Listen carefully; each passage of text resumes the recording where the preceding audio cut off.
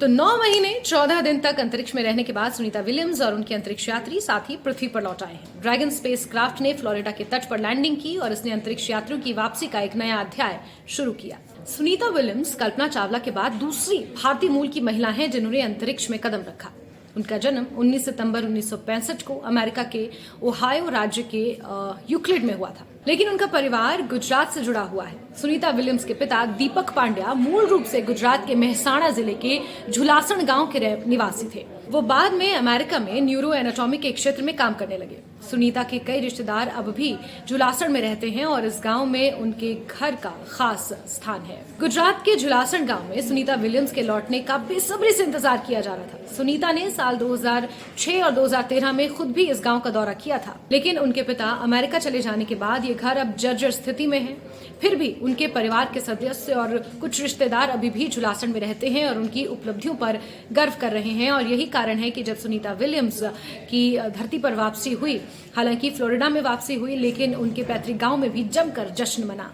Sunita Williams की घर वापसी ने सिर्फ उनके परिवार ही नहीं बल्कि पूरे देश को गर्व महसूस कराया है।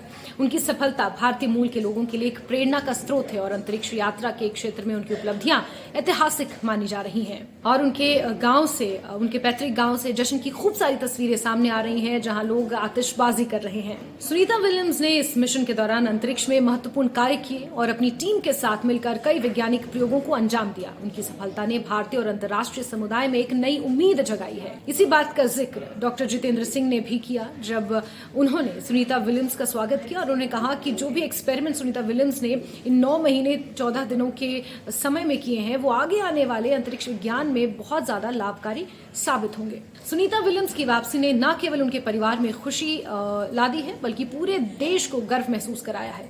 इस ऐतिहासिक पल को हमेशा याद किया जाएगा और हर कोई उनके आने वाले जीवन में उनकी सफलता की कामना कर रहा है।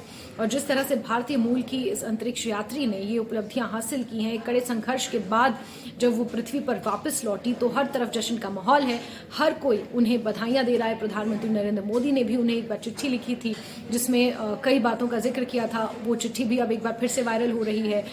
कई राजनेता हैं, कई हस्तियां हैं जो सुनीता विलियम्स का स्वागत कर रही हैं। और बड़ी बात यह है कि उनके जो पैतृक गाँव है झुलासण, जो कि गुजरात में स्थित है, वहां पर भी जश्न का माहौल है।